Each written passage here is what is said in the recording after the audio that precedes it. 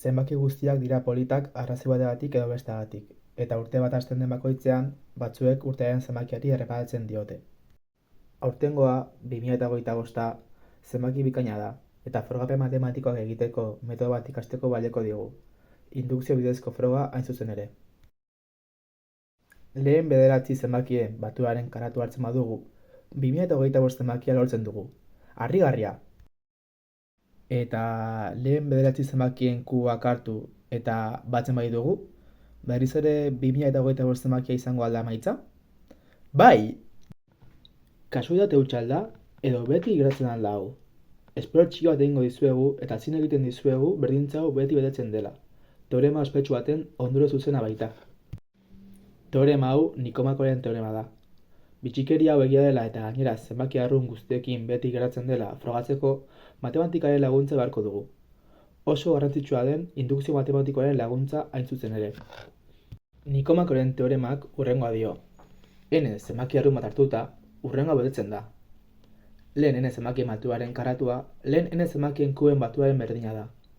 Hau, Genasako Nikomakok idatzi zuen lehenengo aldiz ehungarren urte inguruan. Horregatik du bere izena teoremak. Bukatzeko, froga dezagun Nikomakoren teorema. Horretarako, indukzio matematikoa erabiliko dugu N-ren gainean. Indukzio bidezko froga zenbaki arrunten gainean egiten den frogapen mota bat da. Bi pauso nagusi ditu. Alde batetik, oinarrizko kasua betetzen dela ikusi behar da. Honakoak n berdin 0, n berdin 1 edota n berdin 2 kasuak frogatzea du helburu. Indukzio hipotesia erabili ahal izateko. Hemen, n berdin karako betetzen dela suposatu ahal izateko edozein k arrunterako. Bestetik, indukzio hipotesi hortaz baliatuz, n berdin k gehi bat kasua frogatuko dugu. Bigarren pauso eta gero, esan genezake frogapena amaituta dagoela. Orain txikasitakoa praktikan jartzeko ordua da, gure kasuaren froga eginez. Hasieran, oinarrizko kasua, hau da, n berdin 1 kasua betetzen dela ikusiko dugu. Bat berdi bat da, eta bat berri du ere, beraz, betetzen dela ikusten da.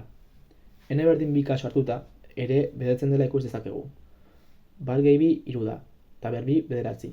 Eta bat berri 3 gehi 2 berri 3 9 da ere, beraz, kasu hau ere beteko da.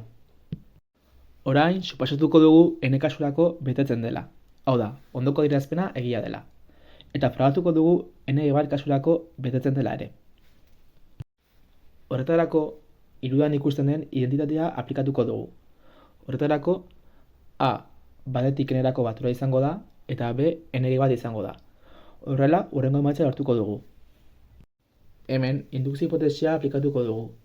Eta hartu, lehen zenbakien batura, n bider n gehi bat zatibiren berdina dela. Aurreko espresioan orozapenak eginez, bi zenbakiak sinplifikatuz eta n gehi bat faktore komun bezala ateraz, hurrengo espresioa lortzen dugu. Horrela, nahi genuen berdintzara iritsi gara, eta beraz, indukzioaren ondorioz teorema frogatuta gelditzen da.